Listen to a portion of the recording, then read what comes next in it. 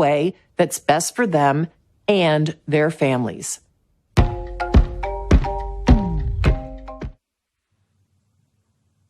Good evening, everyone, once again. I have the privilege of welcoming you all again. I have been actually welcoming and introducing a set of esteemed panelists and speakers since morning today. And it's my privilege to be introducing a very special fireside chat this evening. And it's morning for one of the guests. As I had mentioned earlier in my welcome notes, that the virtual format has actually provided us the benefit of having experts from outside India to join us. Leora has, of course, joined us in person as well earlier, but we have her today joining this virtual format. Dr. Leora Clapper, lead economist with the Development Research Group at the World Bank. Welcome. Leora is the founder of the global Findex database that measures how adults around the world save, borrow, make payments, and manage risks. Our current research studies are more focused on the impact of digital financial services and particularly focusing on women. Joining her is Dr. Pawan Bakshi, India Lead for Financial Services to the Poor at the Bill and Melinda Gates Foundation. He's a specialist and an advocate for the use of technology to promote financial inclusion, and he focuses on how more efficiently and effectively to deliver digital financial services at scale. Pawan will anchor this conversation with Leora on a very topical theme, financial inclusion in times of COVID, emerging opportunities and risks to 4 decades of progress. I, again, welcome you both, and I will hand over to Pawan. Thank you so much for joining us, and over to you. Thank you, Radhika. And good morning again, Leora, and welcome to the show. And before we do that, I just wanted to talk about financial inclusion in general, and we'll talk about how things are and how things are going. But I just wanted to highlight that the role of pandemic has exposed a lot of things and accelerated, in my view, including a lot of people who, by chance, for some reason, have been excluded in the past.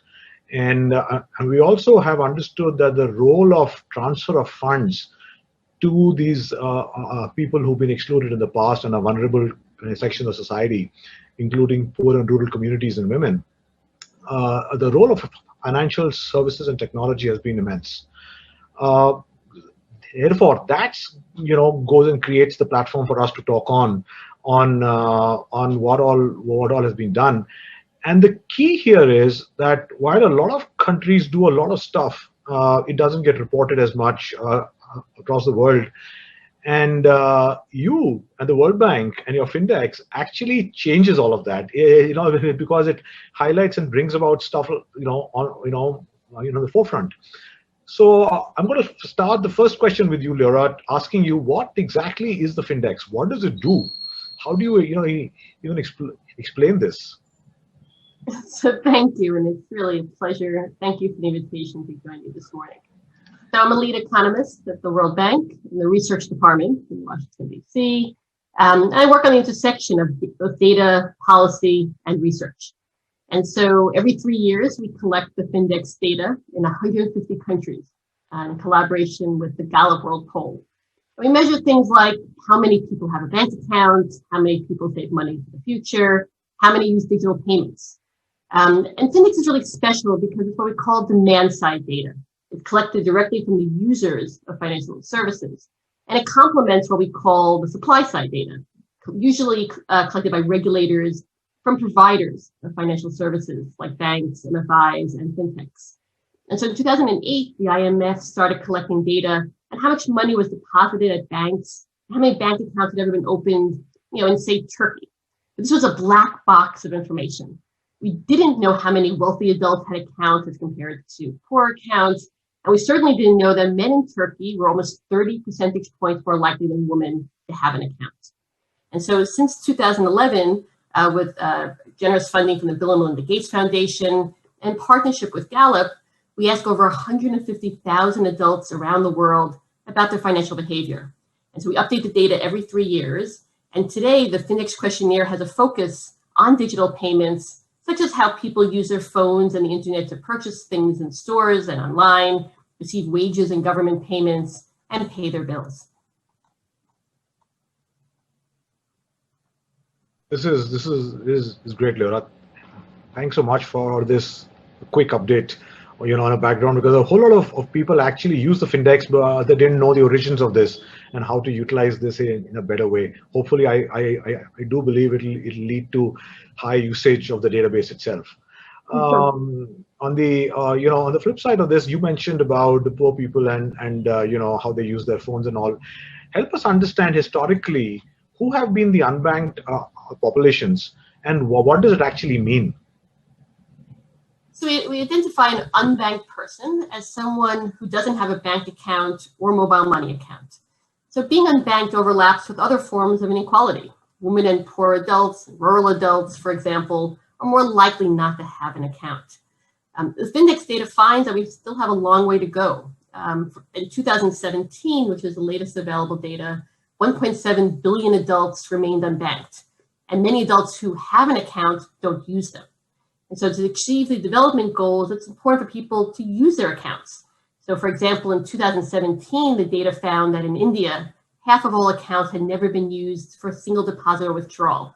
And I'll add, this is one of the pieces of information that we're most excited about to get updated data because of the tremendous progress we believe India has made in increasing usage of these accounts. But if you're unbanked or unable to use your account because the bank's too far away or small transactions are too expensive, or you don't trust the bank to keep your money safe, it's much harder to save money for the future or handle any financial emergencies or invest in business or educational opportunities. You can do these things using cash, but it's much more difficult. And so we've really reached a turning point in global financial inclusion. Most of the easily banked people have been reached. The 30% of adults globally, that 20% in India, who are still unbanked will be much harder to reach. It won't be easy, but we really believe that fintech has the potential to provide more affordable and convenient financial services to improve people's lives and make it easier to achieve economic development. So I believe that if you want to fix global poverty, you need to help poor people manage their money, and that digital financial services are one of the best ways to help poor adults escape poverty. People are always saying to me, poor people don't have money. Isn't that what makes them poor? So why do they need tools to manage their money? But they do have money, at least a little bit. And, it's just that and financial diaries and other data has been showing, it's just that their finances, poor and rural adults, their finances tend to be unstable, unpredictable, and harder to manage. And so it's not like they wake up in the morning and go to a 9-to-5 job. So farmers who might be paid only twice a year, they need to stretch this money to the next harvest, at the same time paying their monthly expenses, paying daily for food. And so a lot of farmers, for example, are unbanked. And so they turn to cash. The cash is tricky. It's easy to lose. If someone doesn't have a bank account, they may put their cash under their mattress. What if their husband steals it? What if there's a fire? And so, so to help people achieve their long-term goals to save, these are why it's so important to reach the unbanked.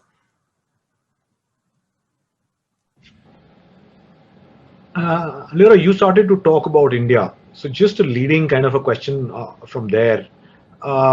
Is India very different than the rest of the world, or what other countries are doing, or is it almost in a similar vein? Are the problems there the same as you're seeing, or are they any different? India is special, as you are all aware. Both the sheer size, plus incredible government commitment. Starting with the Aadhaar digitized ID, which facilitated KYC and documentation challenges, which are often a challenge in other developing countries, partnered with the JDY program, which, after JDY was introduced, there was a surge in account ownership in India. About 80% of all adults in India reported having an account in 2017. Again, it was facilitated by the Aadhaar digitized number and the JDY initiative. And what's really notable is not only was there a surge in account ownership, India managed to slash their gender gap, for example, from over 20, in 2014, men were almost about over 20 percentage points more likely than women to have an account. That was slashed to 6 percentage points in 2020. So Katie, why it really was effective of getting accounts into the hands of women, rural adults, poor adults.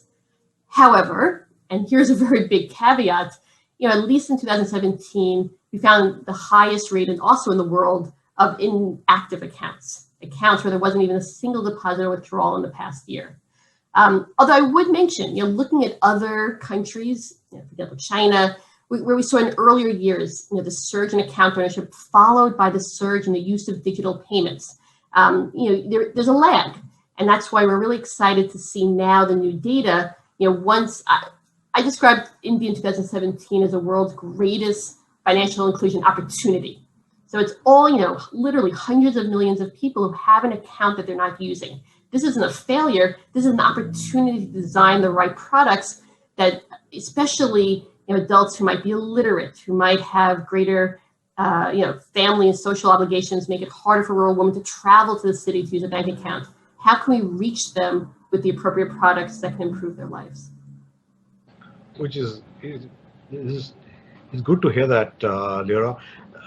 We're talking about poor people and women, which could be in far-flung areas in the country.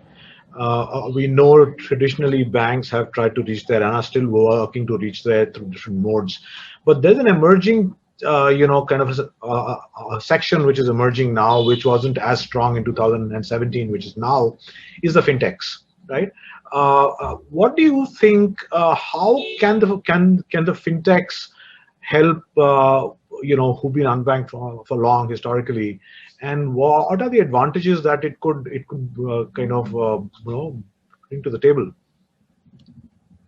So since launching the Findex study in 2010, I've had the pleasure to spend a lot of time traveling around the world, piloting the questionnaire, figuring out what we in Washington see as mysteries of the data, understanding why people make the financial decisions they make.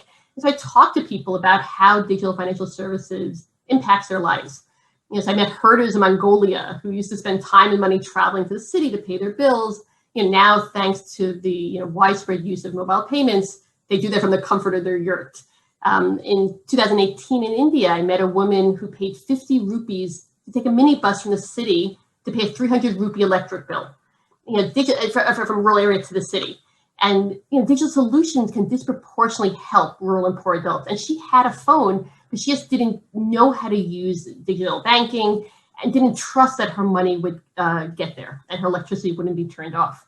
Fintech can also save unbanked people a lot of money. For example, I'm working with a fintech, studying the data from a fintech in South Korea of migrant workers sending money home to developing Asia. And mobile phones are typically by far the cheapest way to send remittances. And they don't need to garnish wages to skip work to send online. It's more convenient. They can do it from their home in the evening on weekends. We're also finding that the fintech allows people to more optimize their exchange rates that they're sending home. Fintech also makes it easier for people to get bank accounts if they live in remote areas with few physical bank branches, using bank agents, mobile agents. And in some cases, fintech is helping people benefit from economic opportunities and escape from poverty. There's a study in Kenya that found that the spread of mobile money accounts has dramatically reduced poverty, especially for women.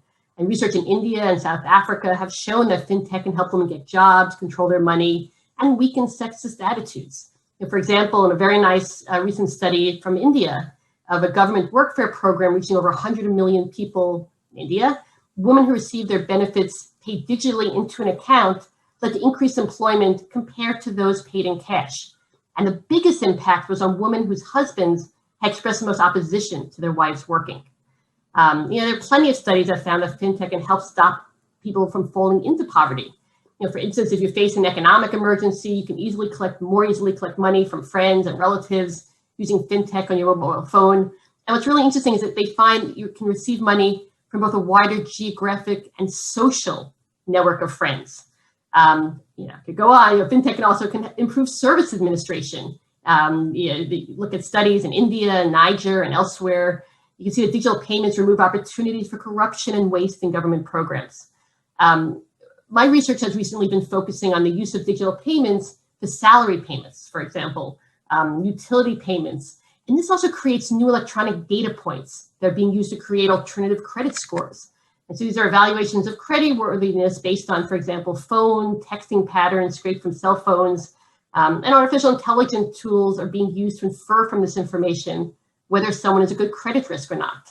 Alternative credit scores can be especially important for entrepreneurs, small businesses, which lack typically the tools to get formal loans and typically don't have the detailed business records or credit history or collateral that banks ask for.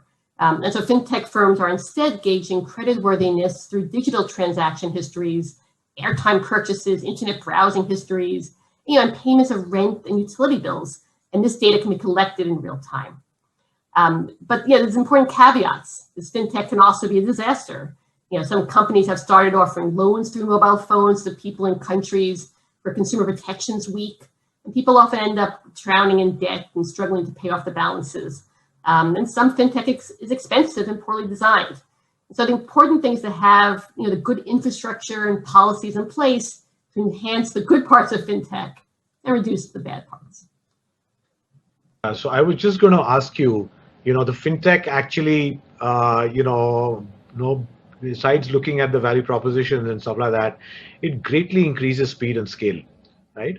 And such amount of speed and scale also, opens up doors to things that could go wrong, right? So there could be disadvantages of using sort of a fintech, specifically those poor people who don't have telephones yet, or who don't, or it's too expensive for them to spend on a phone or a recharge yet. So what do you think are some of the key challenges when applying new tech to inclusion? So we need more data on how, for example, women experience financial inclusion. Many countries, social norms, you mentioned phone, digital gaps, access gaps and access to technology. So in many countries, social norms keep women excluded from the financial system. It may not be, for example, we were working in Bangladesh where a challenge to women using mobile money agents is simply that social norms makes it difficult for women to give their phone numbers to the male bank agents, which is necessary to activate the account. Meaning that women are missing out on the opportunities of mobile money. And we'd be in a better position to close the gender gap if we had more data, for example, on the number of women agents around the world.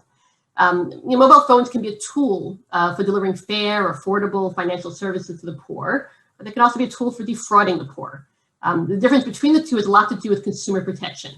World Bank research on digital credit, for example, suggests that weak oversight has allowed companies to push predatory loans through mobile phones, leading to widespread default and indebtedness in some countries in Africa. And so policymakers need to ensure that regulations keep pace with digital innovation to ensure things like that don't happen. Otherwise people will distrust digital financial services and development opportunities will be lost. And it's also, using fintech can be especially difficult for people with low financial experience, weak numeracy and literacy issues.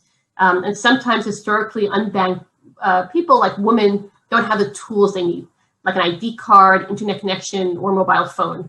For example, recent Gallup data finds that men in Pakistan more than 30 percentage points more likely than women to have a phone. And even in India, men are about 20 percentage points more likely than women to have a phone, which can put women at disadvantage at the starting gates. I like to say when I was growing up, the phone hung on the kitchen wall. Now it's in the male head of household's back pocket, where the women may not have access to financial services embedded on that phone. And digitization comes with problems. For one thing, digital payments are hard to use for people who struggle with basic literacy and numeracy. Ideally, the payments should be made into interoperable accounts that people want to enable to use for other financial purposes like savings and payments. Otherwise, people will rush to the nearest ATM and cash out the whole sum. The interoperability is both between, for example, mobile providers, but also between banks and fintechs. So for example, we've been doing work in Ghana, where the ability to costly transfer funds between a fintech account and a bank account can encourage longer-term savings, the building of a relationship with a bank to access other appropriate financial services. That's great, Lyra. So we have a question from an audience. And it's aimed at both of us, but I'm going to first give you the option to answering it. This is from Meena Kishore of Allstream, and the question is: how great is the disparity between the unbanked populations across the world?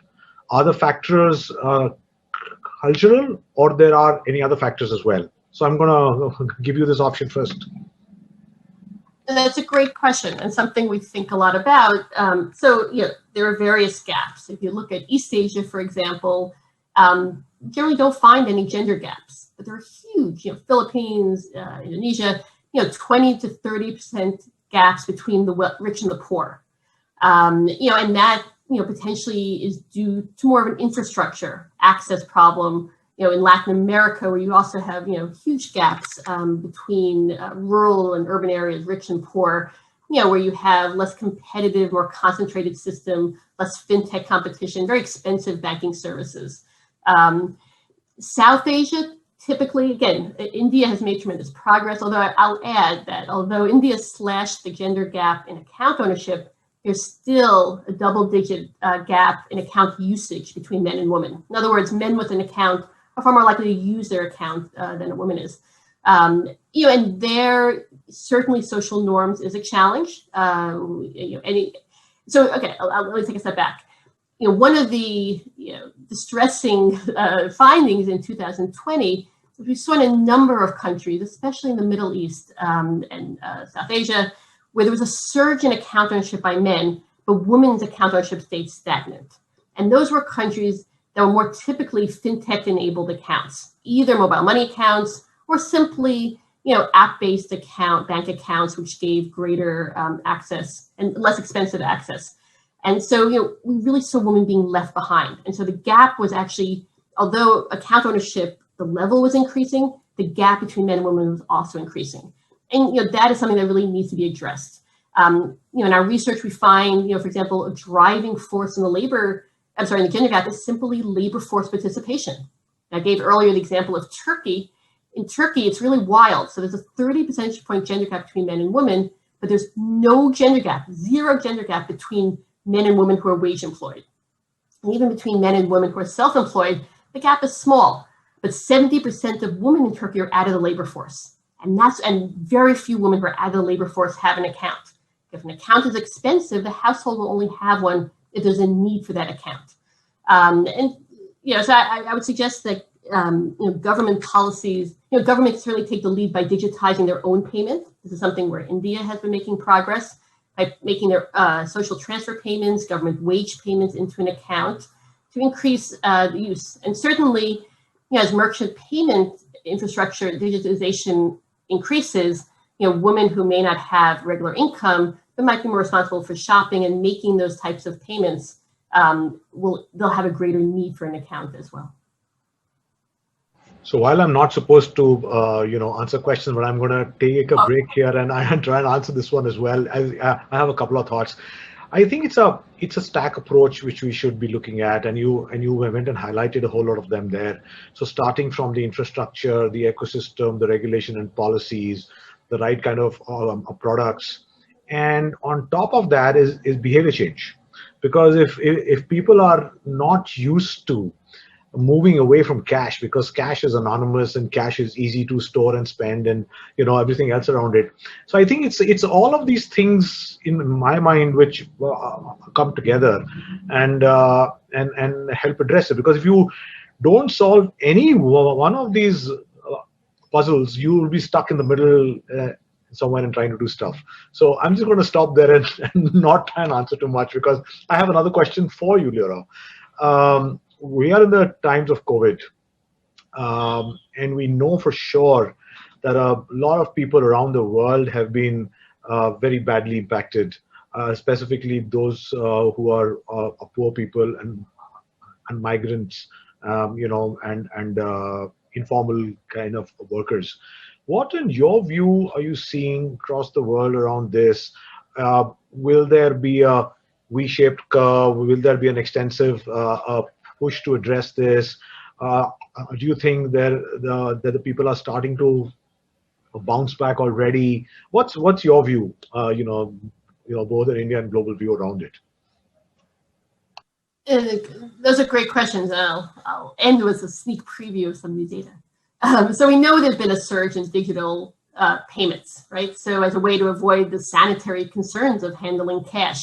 Plus people need to stand in line to collect cash payments, which is the type of thing we want to avoid in this era of physical distancing.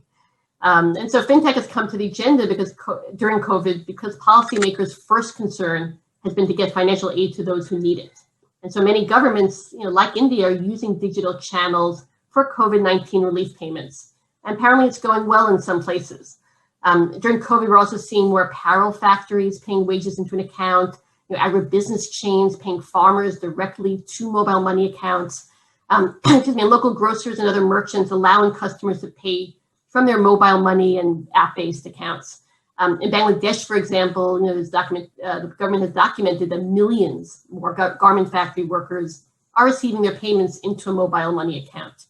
But there are a few challenges. One, we're actually collecting new data this year around the world around the question of, have you made a first digital payment, merchant payment during a COVID? And what do you prefer? The question is, will people understand, will people appreciate the convenience of making digital payments, or do they want to go back to paying in cash? And that's dependent on making sure the products are designed right, that they're affordable and convenient. But I think it'll be an interesting question to see going forward. In Cambodia, for example, we've received there's some evidence that factories that began paying workers electronically at the beginning of COVID are going back to cash payments. And we need to understand what are the challenges and how can we design these products better.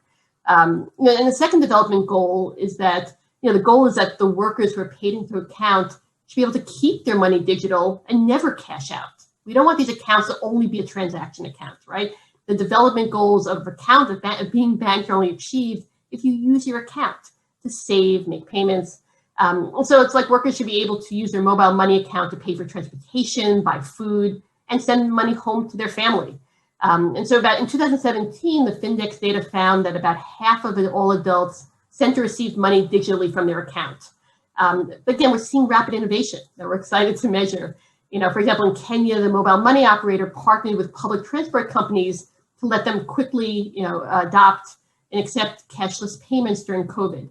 So KPMG did a really interesting survey of micro merchants in India, and they found that their customers prefer cash, which is simply seen as more convenient than digital channels. And they also found that the largest barrier to digital merchant payments is security concerns. And so this distrust in the safety of payment channels has real implications. For example, while I was piloting Findex, I met a woman outside Mumbai who sells beauty products online. But her customers don't trust the payment system and will only pay cash on delivery. But this means that she can't restock her inventory for up to 5 days until the goods are delivered and she receives her payments. And so digitizing the complete channel really benefits these e-commerce entrepreneurs. So it's important to really remember that take-up of digital financial services requires not only the digitization of the merchant acceptance infrastructure, but also consumers having both the financial capability and the trust that their data and their money will be kept safe, their personal information won't be hacked, and that the money will be received, that their goods will be sent in order to make digital financial transactions. This is great. So just one advice from you, which we're looking for, that is around the administrative data from the supply side, because if you look at any financial inclusion kind of data that is released by the governments around the world, it's very restrictive, and it doesn't kind of capture everything and talk about anything else. I know for sure you spoke about in the beginning about the women being identified, and the government was able to transfer funds to their accounts. Is because I believe that they had the disaggregated data on gender. So I just wanted you to talk a little bit about and help us understand that what does the right level of data availability help and can help in accelerating inclusion in any country? That's a great question, and there are a number of global efforts, both led by the IMF and World Bank, to encourage both banks, encouraging regulators to encourage their banks to collect gender disaggregated data. Certainly, excuse me, of account ownership, of credit, and what's a lot harder, even of SME loans, for example, of business credit. And we always say that you can't solve a problem you can't measure. Encouraging banks to collect that information and provide it to the regulators serves a number of important purposes. One, it allows us to identify the problem. Two, it allows you to track progress over time. And three, it's really important for the bank themselves to be aware of certainly gender biases in their own portfolios of both accounts and credit. And stress, really for banks to set their own internal targets for in the case of gender, for inclusive finance. The World Bank's UFA, Universal Financial Access Goals, which I think were truly grand and ambitious. But what was really important about those goals was simply the transparency around these gaps, around financial inclusion goals, and just showing the government's commitment to achieving the goal of greater inclusive financial inclusion was quite successful. This is excellent. I think based on your work around the world, and you've also done extensive work in India, I think the last question which I'm going to ask you, Laura, is that do you think India can offer any advice and lessons to other parts of the world? And is there anything else which India can learn from other countries?